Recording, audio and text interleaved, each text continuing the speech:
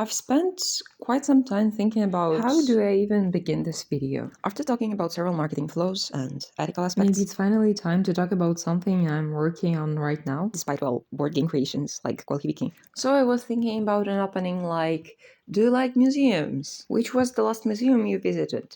But then I thought maybe I should show some screens from my chats where I ask people to come to a museum with me, and everyone is like, what? After that, I realized a lot of people don't consider museums at all. If someone lives in a small city or in a city with few museums, maybe they have never been to one. That's still a possibility. So maybe I'm just lucky. I have lived in Italy for quite a long time, and although a lot of museums are a bit expensive, there is one thing the Italian government made right.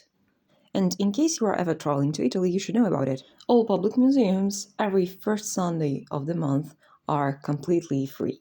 So every first Sunday of the month, while living in Rome, I was running all over the city like crazy. There is a teeny tiny problem, however. For the most famous museums or archaeological sites, you still have to book your visit. And the lines for places like Pantheon or Colosseum are insanely huge. So sometimes I went to places and eventually just got nothing.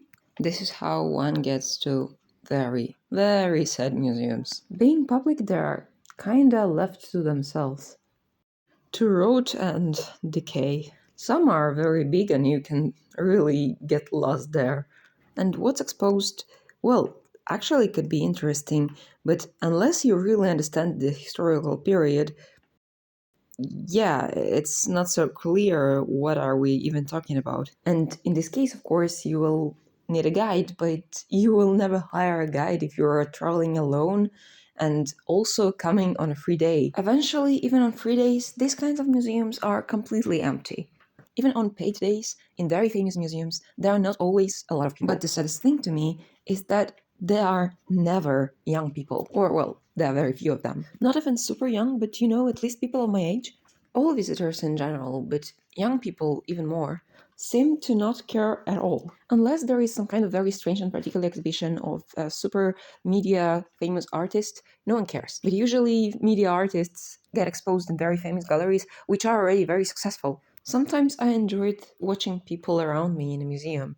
You can clearly see when people come to see one specific piece of art, they look at it and they go home. Some take pictures and videos and eventually they're just staring in their phone in front of their face and they don't even actually look at the thing in front of them. If by some kind of miracle someone is getting closer to a piece, being curious, what they see is a QR code that they have to scan and read the information about the art. Little secret there, they will open the website by the QR code and they won't read anything because there is too much text, they will get distracted, and it's not just about young people, it's about people in general because our attention span gets lower for every age. Finally, when people come out from a museum, what's left? What do you feel? What would you tell to someone about it? Did you understand something more about history or culture or any other thing? Did you feel the artist's soul? Did you feel the time passing by?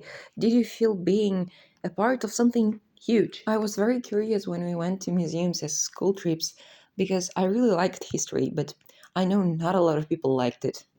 And while in university, going to a museum became some kind of problem-solving exercise. Studying digital applications for visual arts, I was constantly thinking about how to improve something, how to make this experience actually interesting, especially using gamification and storytelling, which were my primary fields of focus. Additionally, at my first year of university, we were developing a VR escape room, which I initially imagined being historically accurate. So history museums were also a source of inspiration. But after some time absorbing so many visual stimuli, I went to some museums and churches with art and cried like crazy. I could just stand in front of a painting and cry like an idiot. And so all of the ideas I have ever had about how to improve random museums just dissolved. They didn't make sense anymore because it had to be something bigger. It wasn't about making something fun anymore because I was standing there crying and feeling the emotions of an artist who lived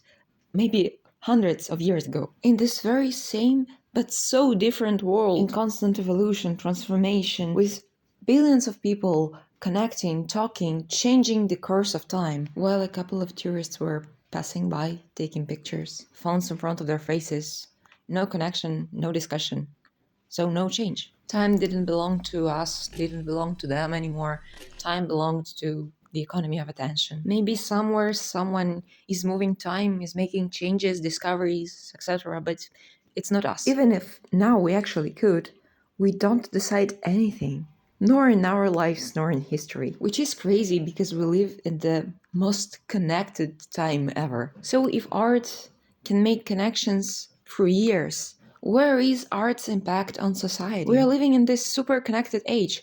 Why aren't we changing anything? Why aren't we moving together towards something brighter and bigger and beautiful? Why can't museums, which are the epitome of history and art and beauty, be the place where people find each other and find and create ideas? Why aren't there illuminist cafes anymore, right inside museums? How amazing would that be? Thinking and imagining the future while surrounded by the past, with clear examples of what didn't work, which could inspire you to think about something that could work. Is it a childish dream? Well, maybe. But I would like to believe this is where my journey begins. And this is why I will try to make a series of videos working on several assignments of my marketing strategy master. We're proposing them again and again and again and again until I don't get a response. I'm irrational, naive, I'm stupid to try it, but I have to try at least something.